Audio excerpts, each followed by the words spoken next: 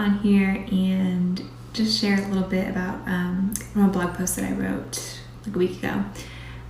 So basically the point of it is that I wanted to share some insights into something I see happening when people kind of get into or want to get started with mindset work. And this happens with a lot of different types of goals, but I'm going to talk about mindset work here. So what I see happening is that people tend to forget that it's a journey, it's a process. There are habits to override, habits to create, patterns to form. And what I see happening a lot with clients and with peers and with friends and everything is that they really just try to go like balls to the wall and override everything about their programming, about who they are in like one day. And obviously we know how that works out. You get disappointed with, not getting immediate results and you give up, right? And I think, we do this with everything. It's not just with mindset work, like I said. It's how we sort of set goals for everything. We'll be like, I'm going to be healthy, and starting tomorrow, I'm going to be vegan. I'm going to drink a gallon of water. I'm going to do like 1,000 crunches because I heard that Britney Spears did that in her prime right after I finish these Oreos. And I know you know how that feels. That's how like all of us tend to approach things. And the mistake here really is that we try to just do this massive overhaul really quickly. And the things that we decide that we're going to change, the things that we decide that we're gonna, the crunches and the vegan and all that kind of stuff, they're really only behavior-based or maybe even environment-based, but they're not identity level shifts, right? They're not actually changing who we are. They're just changing the things that we do or, the places that we do it or whatever. And so in this healthy, example, we'll say all these behaviors that we're going to do. We might say we're going to, lay out our gym clothes and set 15 alarms. But if I still identify as somebody who like hates being healthy or hates working out or loves Oreos or whatever, none of that stuff is going to actually matter long term. Maybe short term. Like I know there'll be people that argue and say like those things work. Maybe short term. Like maybe short term you will stick with this. You will just like willpower your way through it. But if you don't get to that identity level shift, it won't last.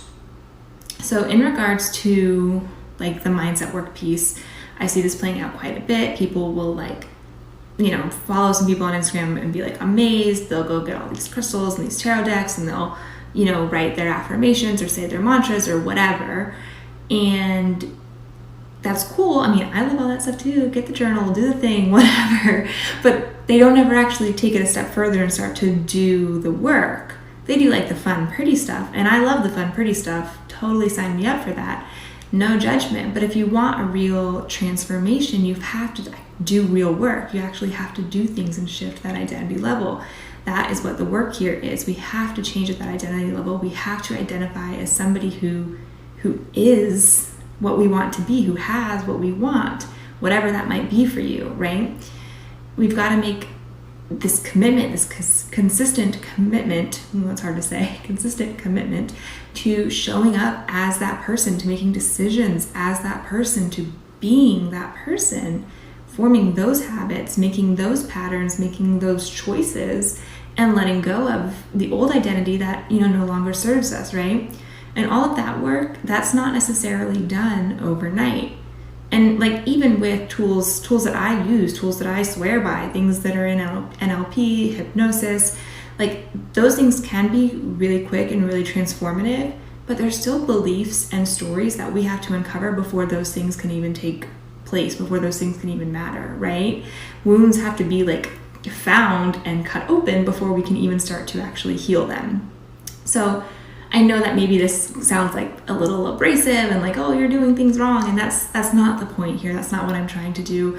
Honestly, the point here is I want you to lighten up a little bit and give yourself a break. Be a little easier on yourself. You don't have to change everything about who you are overnight. That's not the goal here. That's never going to be the goal.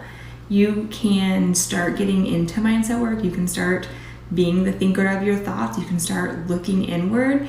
And you can still have a shitty day sometimes. You can still have a negative thought sometimes, and that won't affect your success at doing this work. Does that make sense? The mere fact that you are even aware that there is work to do and that you're interested in it and that you want to dive into it, that is something to honor. That is something to celebrate. Most people will go their entire lives completely unaware of these concepts.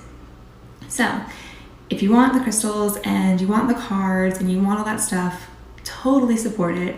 I have some great recommendations for you. I love that stuff. I use that stuff in my practice daily, but I also want to encourage you to understand that those things are not the work.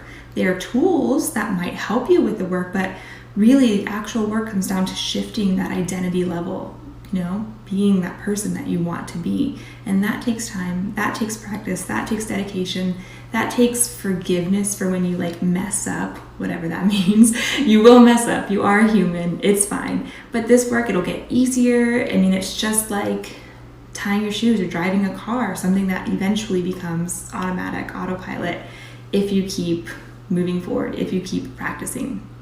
So I wanted to share all that with you to give you a little encouragement, a little insight. I know that you can do this work. I know that mindset work can change your life, and I'm excited to see what is next for you.